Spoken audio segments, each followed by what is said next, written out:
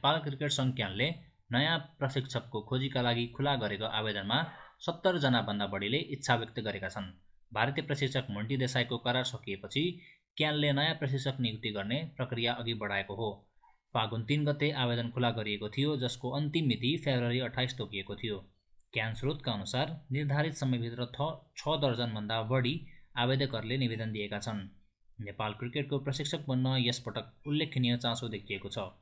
Test राष्ट्रदेखि associate राष्ट्रका प्रशिक्षकहरूले आवेदन दिएका छन्। क्यानले अब केही दिनभित्रै आवेदकहरूमध्येबाट सर्टलिस्टिङ तयार पार्ने जनाएको छ।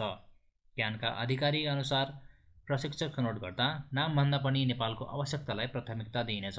टोलीको कमजोरी सुधार्न र नेपालको क्रिकेट स्तर उठाउन सक्षम व्यक्तिलाई प्रमुख प्रशिक्षकका रूपमा नियुक्ति गर्ने क्यानको लक्ष्य रहेको छ। क्यानले आवेदन खुला गर्दा केही मापदण्ड तोकिएको थियो। इच्छुक व्यक्तिले इसिबी वा क्रिकेट अस्ट्रेलियाको लेभल 3 वा सो स्वरको प्रमाणपत्र प्राप्त गरेको हुनुपर्नेछ। साथै कम्तीमा 5 वर्षको प्रशिक्षण अनुभव आवश्यक छ।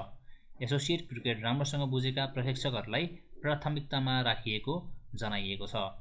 यसैबीच फागुन 25 गतेदेखि प्रधानमन्त्री कप एकदिवसीय क्रिकेट प्रतियोगिता सुरु हुँदैछ। क्यानले प्रतियोगिता अघि नै प्रशिक्षक टुङ्ग्याएर नेपाल ल्याउने योजना बनाएको थियो, तर यो सम्भव भएन। अब सम्भवतः प्रतियोगिता चलिरहेकै बेला नयाँ प्रशिक्षक नेपाल आउने सम्भावना रहेको छ।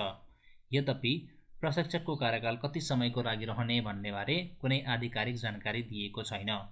यसबाहेक क्यानले विदेशी प्रशिक्षक अनिवार्य हुनुपर्ने नियम त लगाएको छैन, तर तोकिएका मापदण्डका कारण नेपाली प्रशिक्षकहरूबाट खासै आवेदन नपरेको स्रोतको भनाइ छ। नेपाल क्रिकेटको नयाँ प्रशिक्षक को होला? के नेपालले अब अनुभवी प्रशिक्षक पाउनेछ? तपाईँको विचारमा नेपालका लागि कस्तो खालको प्रशिक्षक आवश्यक छ? कमेन्टमा आफ्नो राय लेख्नुहोला। साथै यस्तै रोचक क्रिकेट अपडेटका लागि च्यानल सब्स्क्राइब गर्न नभुल्नुहोला। भेटौँला अर्को भिडियोमा।